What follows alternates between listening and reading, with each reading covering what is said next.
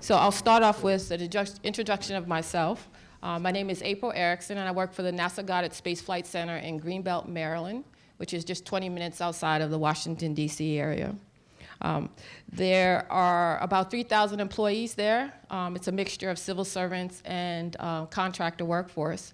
I've spent almost my entire sort of professional career there, 20 plus years, and have a very fortunate of being sort of the non-traditional aerospace engineer. I've worked as an attitude control specialist, so I maintain the orientation of spacecrafts, and then also been an instrument manager, worked at headquarters on policy. And as an instrument manager, I really get to do the cutting edge science. So I take the science of our 4 science disciplines, which we focus on: astrophysics, heliophysics, earth science, and the last one, I'm gonna go a blank, right? Planetary science.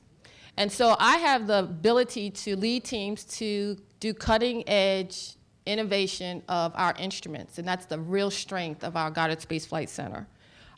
Most recently, I served as the deputy to the chief technologist of our applied engineering. Why don't you guys have a seat as I talk?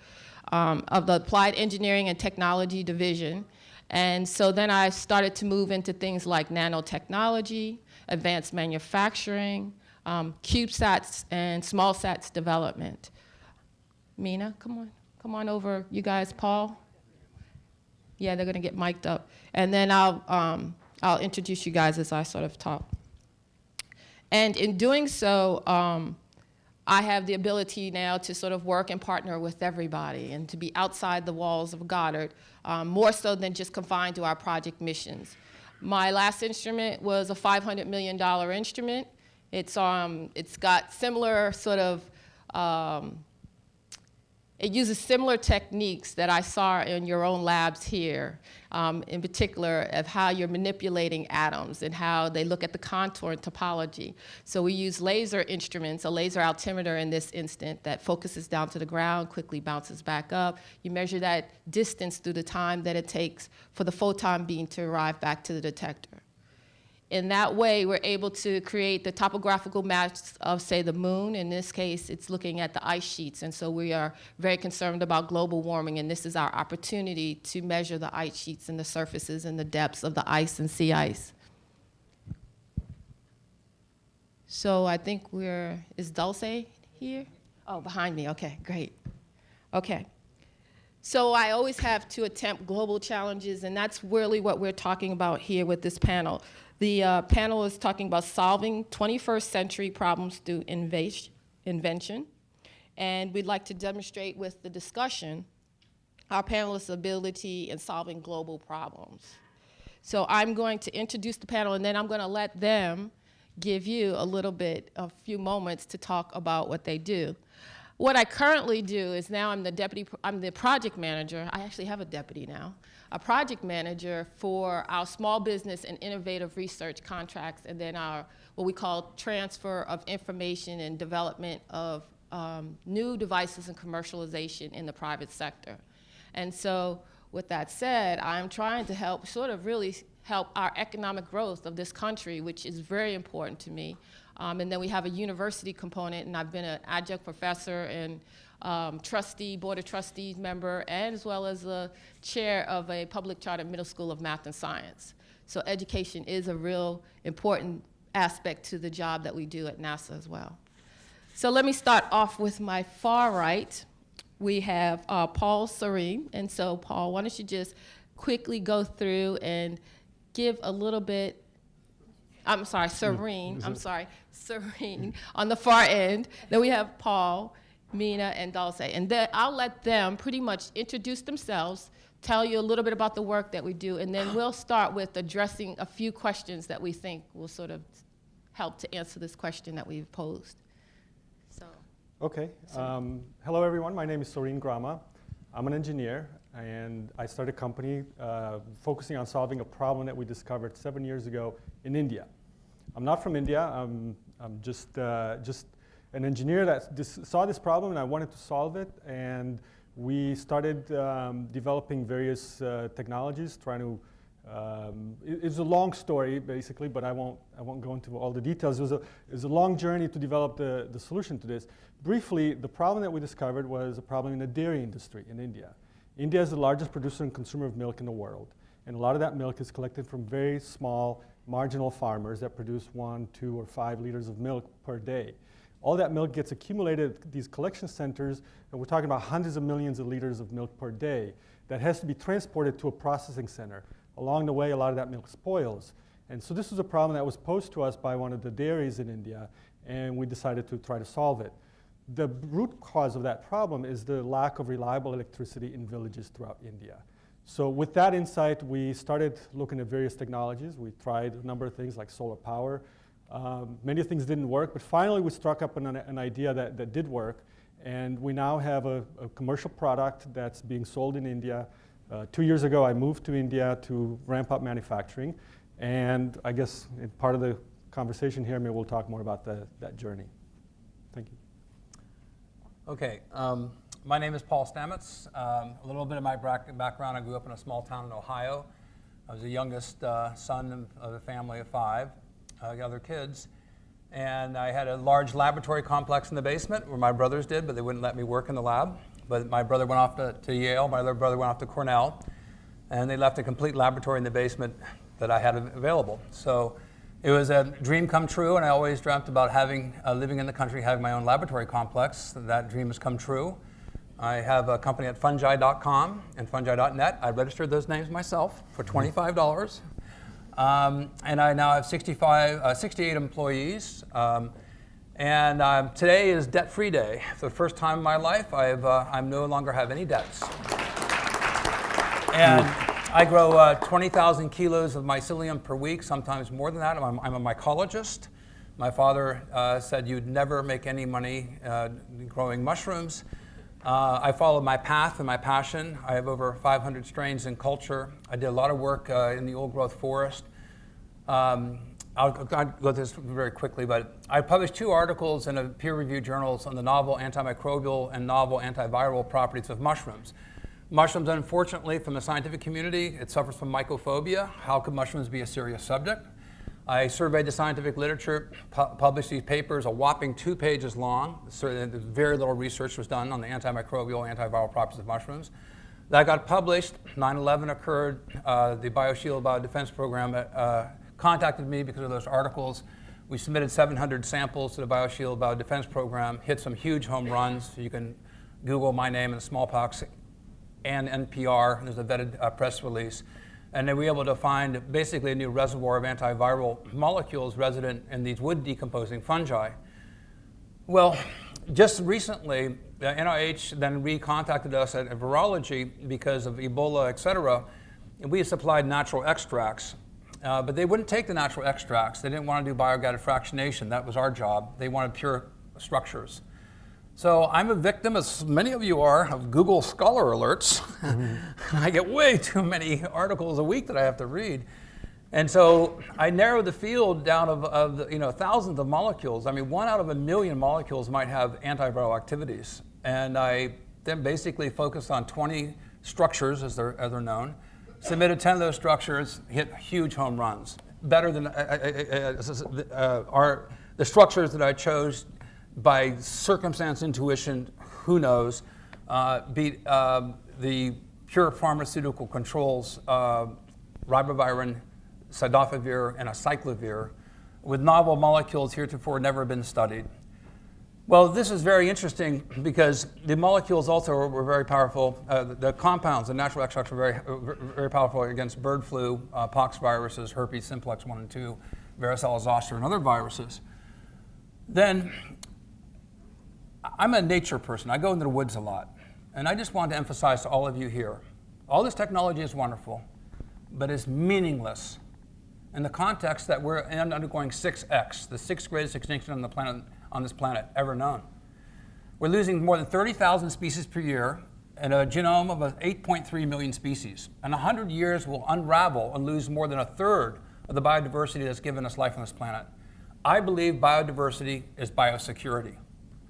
And you can go out in the soil right here, take a sample. There'll be more than 1 million microbes per gram, the majority of which cannot even be grown. I am very much focused on the microbiome, the mycobiome, where the mycelium selects out bacteria and other organisms that help the biosphere, and they're the foundation of the food web. The loss of biodiversity in the food web is a global threat to us all. And so my work has been focusing on things that have to be achievable. I believe that to be ecologically rational, economically sustainable, and scalable or practicable. Those are my 3 covenants. And a weird twist of fate is that I think I found the solution to colony collapse disorder with bees. We've submitted now these samples to top researchers, and we have hit a huge home run. And in the words of Dr. Steve Shepard, who's the chief of entomology at Washington State University, and 39 years of research, I've never seen anything like this. I may have discovered something that is hiding in plain sight. I call it hips, hiding in plain sight. You know, we're hipsters. And what I think I've found, which is just remarkably simple, but so powerful, is that bees go to rotted logs because of mycelium. We all grew up with Winnie the Pooh, you know, but there is no prior art. We've done extensive Google searches. No one has ever reported that bees go to logs because of mycelium that are conferring an immunological benefit. And so now we have found these very same wood decomposing extracts, and the delignification of wood produces novel antivirals that are active against viruses that harm humans, that harm birds, that harm bees. All right, Paul, I'm going to ask you to hold that thought because I think you captured and engaged everybody, so they're going to want to know more about the bees, right?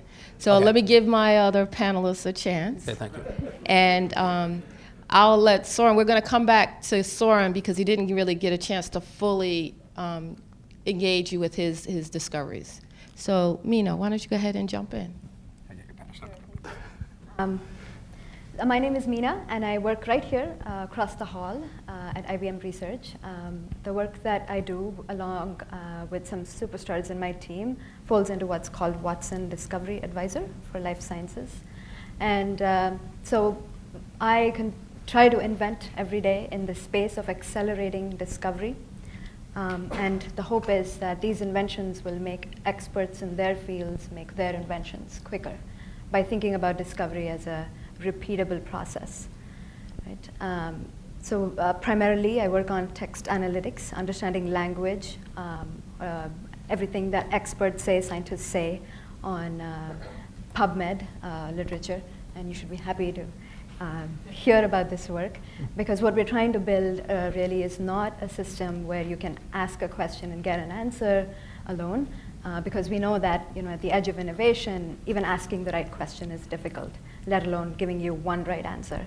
We're also not building a system that gives you pages and pages of results to read or documents to continue exploring. What we're trying to build is a system that thinks about discovery as a process, so that a system or Watson can go in and read about a space, say biology or chemistry, and come back to you with a map of the space, show you the white spaces, the gaps, and allow you to fill in your expertise by asking questions and therefore explore that map of entities, their forms and functions, so that when you are thinking about a hypothesis or the next experiment to run, this tool can quickly take you places and show you things that you should have been looking at.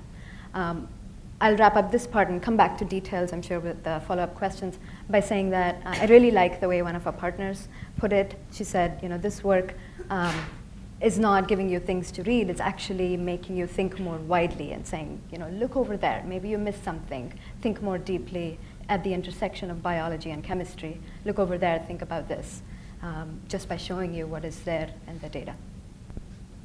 Thank you. Dulce? Hi, my name is Dulce Ponce Leon. A little bit of background, like you did, I'm from Venezuela, South America. And I am, the short version, I'm really the product of scholarships and opportunities. So I come from a modest family. When I told my mom that I would come to the US and do all these things, she thought I was crazy, that we were never going to do it. I said, don't talk to her, just let her talk. So I just want to pass it, that if you want, you can't. So I work here in IBM, in another hall over here. I manage the content protection team, but lately we expand to security. the last, I say, 7 years, I've been focused on doing the security system for Blu-ray. I'm sure you all watch your movies.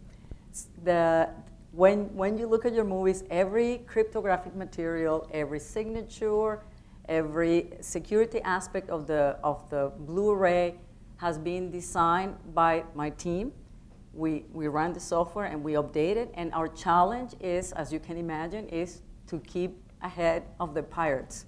It's a constant battle, right? And we are constantly improving our system. I would say the ecosystem that the people we work with are three. If you think of your movie, you just look at the movie, but you need the movie, you need the player, and you need some IT to make it work. So there is a consortium with companies from those three areas that work together. So you can imagine the challenge of trying to bring agreement, right, between 8 companies where a few of them are major Hollywood studios that are used to getting their way.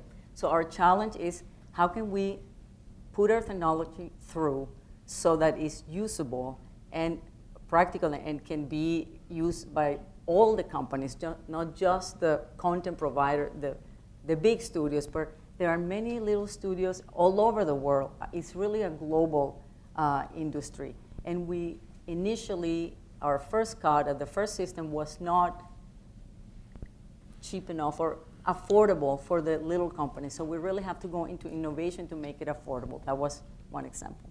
Okay. Sorin, how about you jump back in there? I want to hear more about your refrigeration process. So it was, maybe I'll talk a little bit about the way we sort of went about solving this problem. It really had to, like peeling the onion, trying to find out the root cause of this problem. The way, I mentioned to you, the way the problem was posed to us was milk spoils, and we need some way to solve it.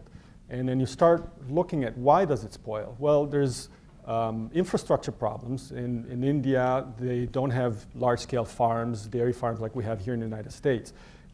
Instead, they have small farming families that each own 1 or 2 cows, and they produce small amounts of milk. And all that milk has to be aggregated or taken to a collection point.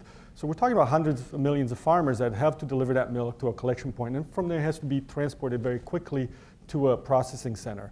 So then, the question is, well, why can't you refrigerate it? Well, great, yeah, that's been done like that for many decades here in the West and in Europe. But in India, you can't refrigerate milk in the villages because you don't have reliable power.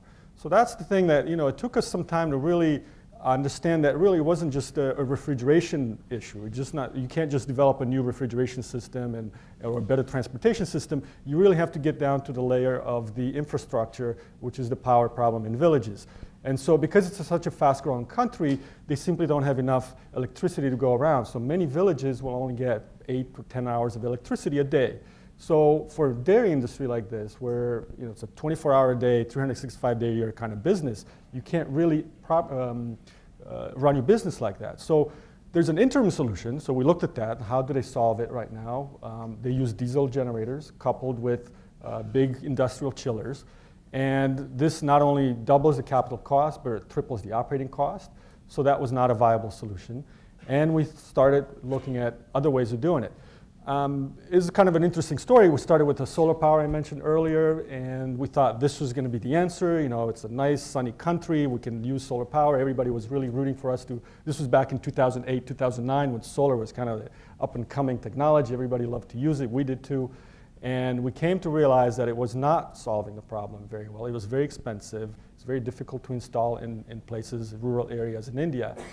But in the process of developing this solar system, we actually developed something by accident, so to say, another technology for energy storage. Solar is the kind of technology that requires some form of energy storage because it's only available during the day, daytime hours, but sometimes you need to use the system at nighttime. So we had to develop by necessity an energy storage device.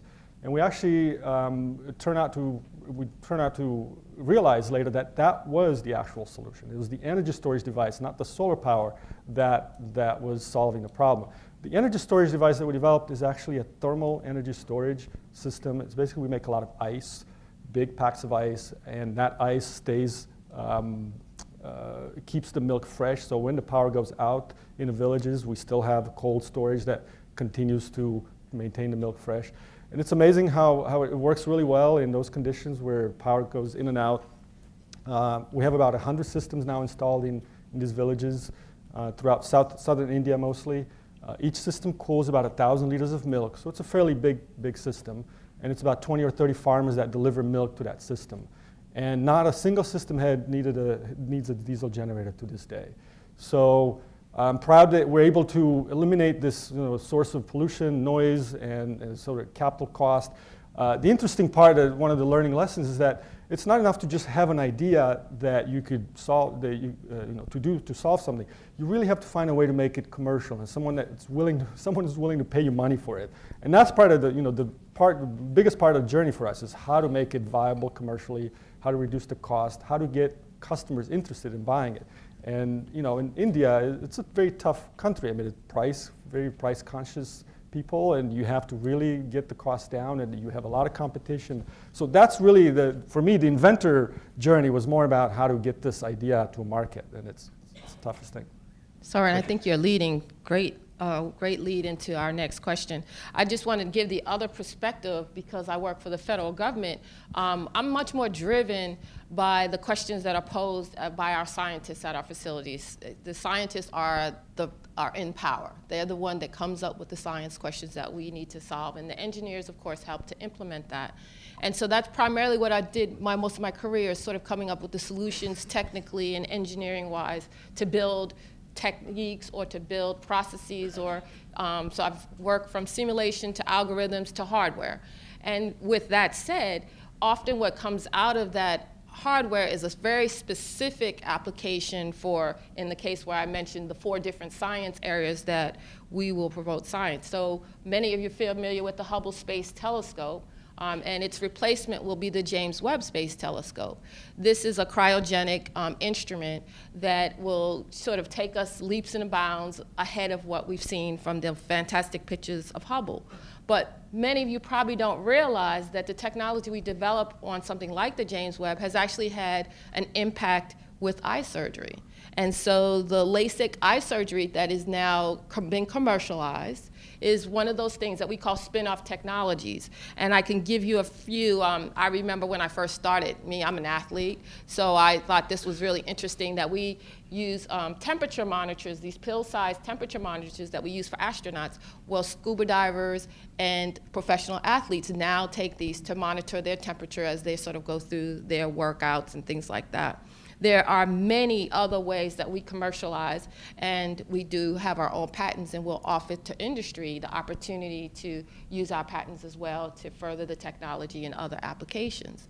And so the 2 questions that I pose, of course, I think you've already answered. One, is it important to commercialize? And you guys can address this, our other panelists. But then also, what are some of the challenges that you see as we try to take this to a business opportunity, a product that needs to be developed and matured for global usage? Anyone jump in there? Okay. I'll talk about the commercialization aspects.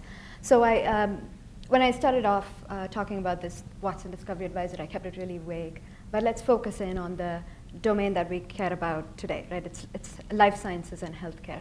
If you think about the pharmaceutical industry, it takes about only 10 years and $1 billion to get a drug from idea to the market. And 10 years is a long time, especially if there are patients at the end waiting for this therapy and treatment. But why does this happen? It happens because the underlying problem is challenging, right? The human body is complex. We don't understand everything about it. But there's also a data problem in that there is a reason why the attrition rate is so high. Scientists and experts don't always have all of the information in front of them. And as a human being, you can expect to read maybe 5, 6, 10 papers a day if you're a superman.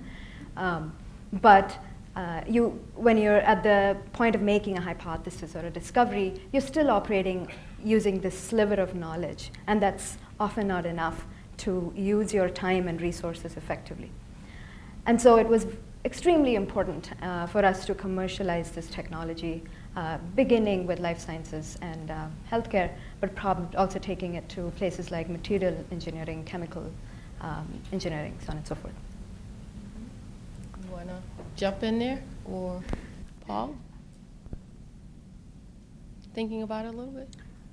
Well, I packed 30,000 boxes before I had a single employee. I got accepted to 5 graduate schools. I married a woman 11 years older than myself. We had 3 teenage kids when I was the age of 22. I couldn't afford to accept going to graduate school. So my peers went on to school. I was packing boxes. But I created a scientific supply company because I wanted to get the material, the equipment wholesale. So that's how I sort of created the company with only $10,000. So when people talk about getting $22 million in research money, that's just like a fantasy number to me. I never got any money for research from anyone else. I created my own vehicle. And that's difficult, but we have a company that is very successful. We have about $14 million in revenues. We're growing at 70% right now. We have a natural products line in every Whole Foods vitamin shop called Host Defense. So people ask me, well, how do you know these antivirals are safe? Well, because we've given them to about 5 million people without any adverse reaction. So we have a de facto clinical study right there of safety. Now we're creating a mycopharma because, as you mentioned, it's $1 billion to get a new drug into market. There's a great TED talk that was banned saying the FDA may be responsible for the deaths of millions of Americans because of the hurdles they place in getting new drugs to market. Chris Anderson from TED would not let that talk be put on the web. So we're creating a mycopharma, a holding company. I have 10 patents that I'm licensing to the holding company, and we're raising $10 million. And then we're going to work with pharmaceutical companies to sub-license, or else we'll go to India or other countries that don't have the FDA hurdles. The good thing about Ebola is they've got fast track from petri dish to monkeys within a month. And the FDA has admitted that they are a problem in terms of new drug development. So, the risk factor here is huge. And I don't know how many people out there would have taken the risks that I've taken. And very few businesses succeed. So now I've become my own financial vehicle. I'm done trying to beg for money. It's humiliating to me. It's not part of who I am. But I'm just now at a point now that I can choose my own paths. And we think we have something that's paradigm shifting, that's globally impactful. The collapse of bees is the canary in the coal mine, folks. You don't know what you have until you've lost it. Mm-hmm. And without pollination, the entire food web is degraded. So I'm 59 years of age. I want to die with a smile on my face and leave a heritage of knowledge that will open up doors for the future. That's a legacy, Paul. I really appreciate that. I think you should be commended for your contribution, of course, which is one of the reasons why you're here speaking to us today. So do you think you can approach that question? I know some of your things are about security, but my world's a little different. Yes, and mine's is too. I'll get into that. So I want to think entertainment brings a little bit of happiness. So that is the altruistic part. And our mission really, or my belief with security is not so much to protect Hollywood, right? Because when people think movies, you think Hollywood, red carpet, limousines, but what you forget is the artists that work in a small studio, the carpenters, all the people that are behind that production. And if you ever had the chance to go to any of the major studios where they really do the rendering and the fine work of the technical, how this precise object is going to look in the illumination, it's really a farm in the dungeons. These people were really hard to get their artist work out of the world. So my analogy is, we are used to having the technology innovators, right, be protected by the patent system, but somehow we're kind of reluctant to acknowledge that the copyrights and the security is the system that will protect the analogous people that do artistic work. How do they protect their hard work? And my approach is to do technology that is easy for us consumers to use, and it doesn't get in the way. If the security is well done, it should be transparent. You don't even know it's there. In a sense, piracy, it's prevalent or It has a lot of people that like it because sometimes it's easier to play a parody movie than it is to play a legal movie, even for me to say. So our challenge is to really come with a technology that is easier for consumers and that is practical, because sometimes at the beginning, some of the challenges, we had great forensic technologies, right, for Blu-ray, but you have the physical limitation. There is so much you can put in the disc. So we really have to refine that several cycles. But on the innovation message, this is the part that kind of like clicked, not immediately, to my surprise. We were like, wait a minute, okay, we have all this technology, we're limited by the physical, but we're gonna have online. This content is gonna be distributed online. So all the technology that we had that we couldn't use because of the constraint on space can totally be used in online. And with that, we have a whole new of patents, right? So yeah, my challenges at our facilities, first of all, is trying to get our scientists or engineers to stop for a minute to document the work that they do, because we're a spaceflight hardware center, so we deliver spaceflight components that fly in space. We're very unique that we can, I say, take it from cradle to gray, in the sense that you could start off with this concept, and our concepts do take anywhere from 5 years for a science to sort of mature it and deliver it to an engineering team, and then a series of processes to either propose to get funding or to move to the next levels. And so we can see things take anywhere from 5 to 10 to 15 to 20 plus years, and in some cases, like the Hubble telescope, 30 or more years to actually mature. So it can take a very long time to mature ideas, and that's one of our challenges. The other challenge is we do have the piracy part too. If engineers or scientists don't take the time to document what they've done in a way that protects their ideas, and for our NASA centers, we have had opportunities where someone else claims it.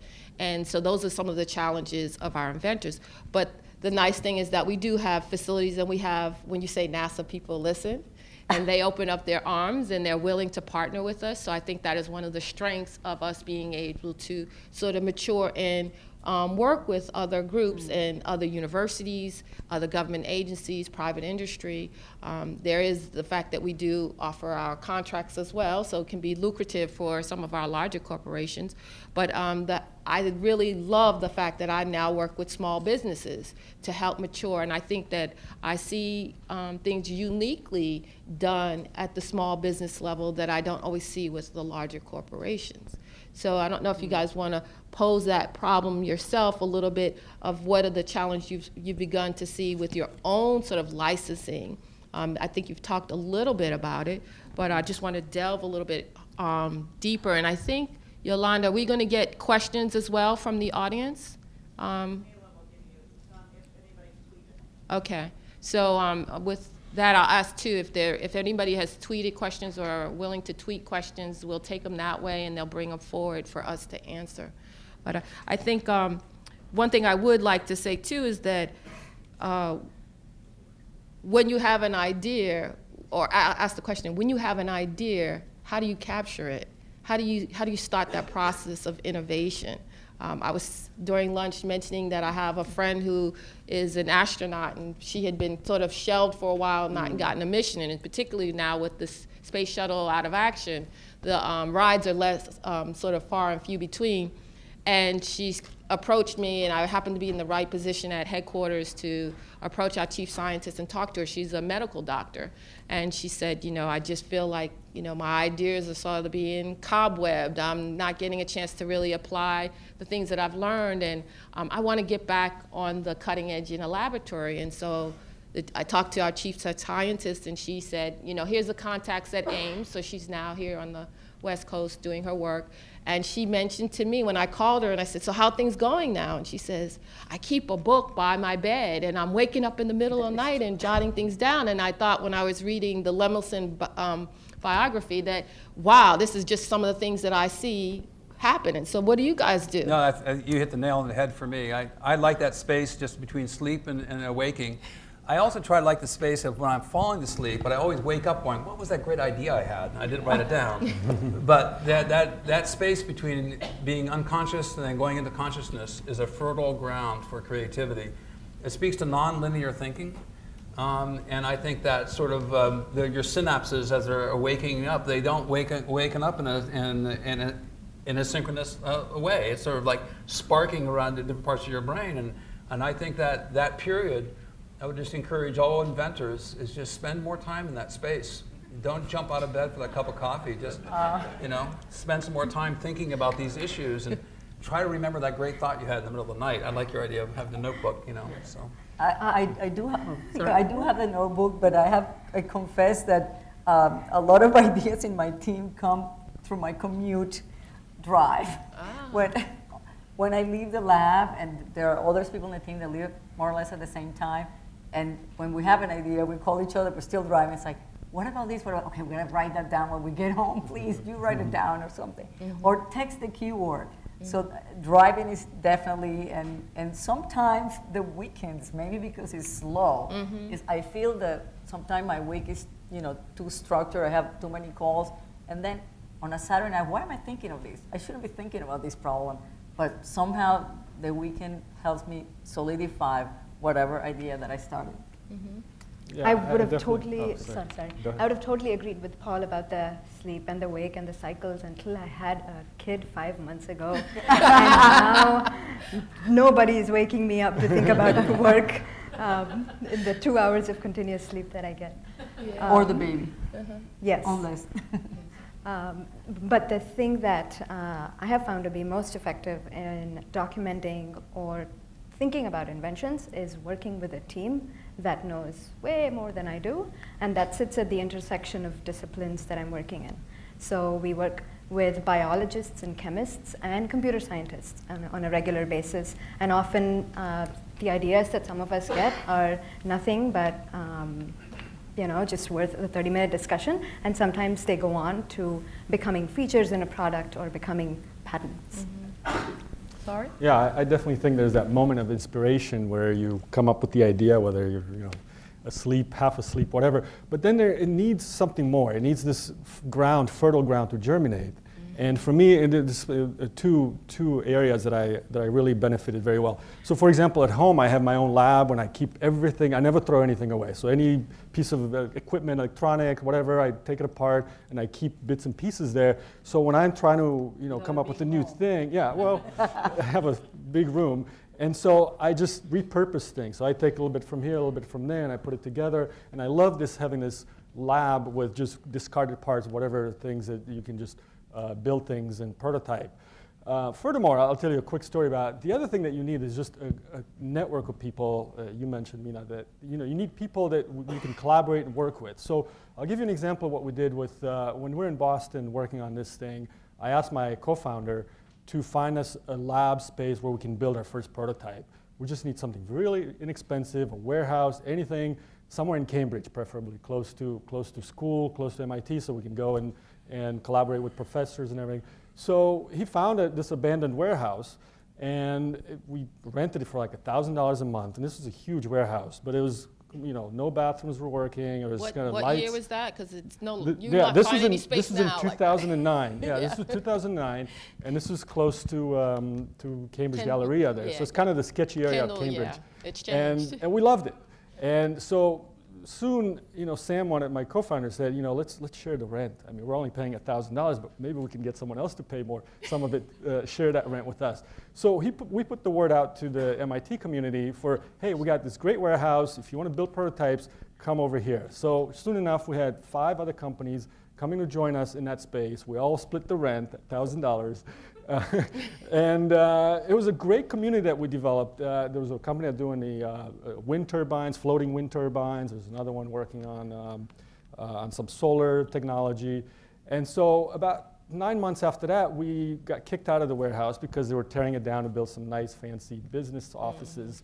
And at that point, we decided maybe we should stick together and form a collaboration space somewhere else. So that's what we did. The 5 companies, original companies, formed so-called Greentown Labs in Boston. We went and found a nicer, bigger space, still fairly inexpensive in South Boston. And pretty soon we discovered that that was probably my most creative environment for me, because I was able to come into work. I wasn't just looking at my team that I see every day. I wasn't just talking to 1 or 2 people. I was talking to 20 people around me. And we were sharing tools, we were sharing the space, we were sharing the rent, of course. But what more important was that we were actually sharing talent, ideas. So I was asking people from other companies that were maybe a little slowed down, they weren't getting their funding quite yet, so they kind of had some spare time in their hands. They would come work for me for a couple of months. And then later I offered my services to other companies. And that collaboration, these ideas flowing, and we would check each other's proposals for funding. We do all kinds of things that was really, really creative and very, very, I think that kind of space is necessary. So now Greentown Labs, just to close the story, it's kind of grown to be like 45 companies in Boston. They're all doing clean energy type, sort of hardware type research, prototyping, so all small startups. And I think, I don't know about your experience, but that kind of, maybe you get it here at IBM Alba then, but for startups, you don't really get that. If you're just a 1-2 person startup, you don't get that kind of collaboration unless you become part of this kind of incubator space. So I think those are it's so important. I call those chance for ideas to collide. And I find it more and more difficult actually at my facility, because we're a government federal agent. We can't spend that much money on infrastructure, really. Just your tax dollars that are paying for us to get this work done. And so some of the space is really sort of fairly old in the sense that it's very much offices, right? And there's not that open space. I loved the opportunity to see here some of your working space, and I've been to Google and other places that have these nice open areas for people to coalesce and to exchange ideas. And it's a deep concern that I have at our facility, where we are stovepiped. We're very discipline based, and you kind of go off to your projects and you may be on that project for multiple years. There are people that have worked on Hubble Space Telescope their entire career, 30 plus years. And so you don't get a chance to sort of cross-ferment. Yes, we do lessons learned. We document, and it goes in some file somewhere electronically, but who has the time to go look at what this project learned or what that risk sort of incurred, and how was the outcome, and how can I change my idea to use what they learned? And so I love the talk by Stephen Johnson. It was a TED Talk, and he starts off with this picture of the first tea house in London. And I thought, gee, that's kind of strange. Why is he talking about the tea house? But he talked at that period in time how that was so impactful. And we were talking about this last night, because they said, what you talking about tea now, right? But tea had this impact where people at that time were concerned about drinking water, right? So they didn't drink water, and they had a drink in the morning. They probably had a drink in the middle of the day, and then they probably had beer at night. And so most of the population were probably walking around inebriated, right? So how can you be so fruitful to sort of have dialogue and a clear conversation and have these sort of inventing ideas? And when this tea place started, then you had a mixture of people coming into the tea house, people sitting down, and a chance for one, not to be inebriated, right?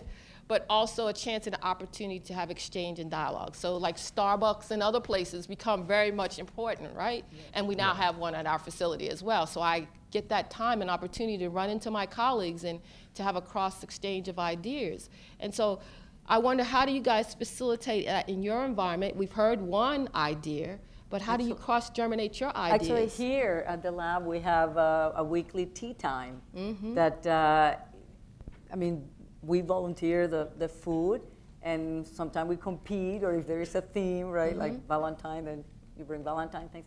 But the tea time is the time where you can talk to people from other departments, or if you're looking for a signature, but it's that time to be fertile and cross-discipline discussion, and maybe some people have a problem and talk about it. So I've had some conversation with the theory group, sometimes that if we do this forensic, can we prove that it has such and such properties? And when I run then into the theory, people say, okay, maybe you can help me with this problem. So that's something that we do at the lab. We have tea talks too. So I thought at first it was because we had a British scientist and that he had labeled it that way. But actually we do have tea poster sessions and a chance for cross-dialogue. We're really consciously trying to do that more often. What about you, Mina? So the other thing that we have here, and I think I saw Tanveer in the audience, we have something called a patent brainstorming session once a month, where master inventors who sit in this building are invited, and people who want to write inventions or disclosures come in with their ideas and say, you know, I think there's something here, but I don't know how to write it, or I've written half of it, can you help me flesh this idea out? So we do that, and I think that was very successful the last year. Yeah, it was indeed. The other thing that I personally do, so I used to work in text analytics and language understanding on social media. So I used to look at people's tweets and Facebook posts and all of that, and try to understand relevance to brand management, so on and so forth. And then I moved on to life sciences and healthcare, but I kind of missed that world. So I go out of my way to teams in this building who still work on social media, and we collaborate on disclosures. I think we filed about 6 or 8 patents just last year. The organization, in this organization, we do things formally, like the patent brainstorming sessions, but I know several people who do this informal collaboration, either through meetings or coffee shops or things like that. So I was thinking as you were talking about how some of the unique sort of solutions have begun to solve multiple problems. So you get either reverse, you have multiple disciplines coming together, but then you also have the reverse where one idea sort of solves many problems. And I was thinking about advanced manufacturing. And 3D printing is taking its own life, right? From 3D printing of cars. I recently saw a 6-story house. I've seen a mansion. I've also seen pizza. And that's something that they're talking about doing on the space station. So when you think about some of the things that you've currently done, do you think of any other ways that it might spin off to something different that you or have had happen that has not spun off to something different? Actually, I can make a comment. As I said, our focus was with the media and entertainment industry, and several years ago, just for fun, we started to see if we could apply our security to other industry. It has taken us maybe like 3 years, but now we believe that the core technology that we have can be used for Internet of Things, for certain applications of Internet of Things. That, as you know, interoperability in Internet of Things it's one of the hardest. And it's okay that the devices are connected, but are you going to trust some entity or somebody voting to open your door or drive your car, or et cetera, et cetera? So we are quite excited to take our technology to a brand new area. Mm-hmm. So I have a question. It says, what should we be teaching our kids at school to foster a more robust generation of inventors? So I'm going to tell you what I do with my little girl who's in STEM. She's in a STEM school, and she's 6 years old.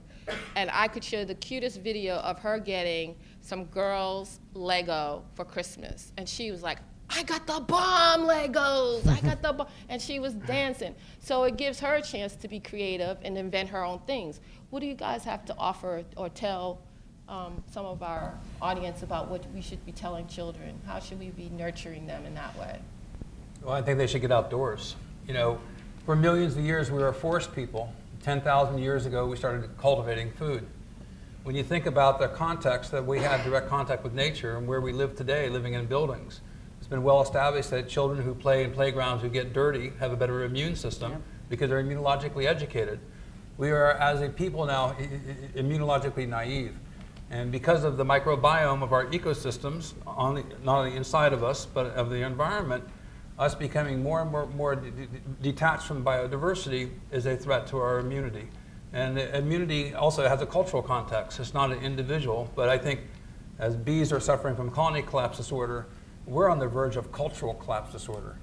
And I can't emphasize this enough. This is so important. If I could shout at the top of the tallest trees, no, not the buildings, I would. I see. So anyhow, I think being in contact with nature, and what we like to do is we take kids on mushroom walks. And it's like an Easter egg hunt for kids and adults.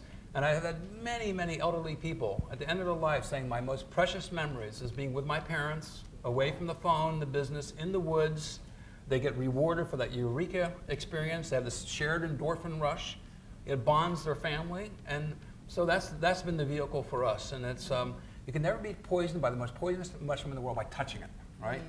And it's not true that mushroom experts die from eating mushrooms. I mean, there's all sorts of fables out there that are not true, but bringing kids back in contact with nature, I think, is critically important. And I'm horrified by these great Blu-ray videos that show somebody in Shanghai, and they have a LED screen of a waterfall in a forest. And the screen goes off and it's just desolation, buildings, and smog. Is that really what we want our future to be? We need to preserve the biodiversity on this planet now. And I want to be the first astromycologist, which we haven't invented yet. But before we go into outer space, don't you think we should protect the genome here in our ecosystems before we lose it?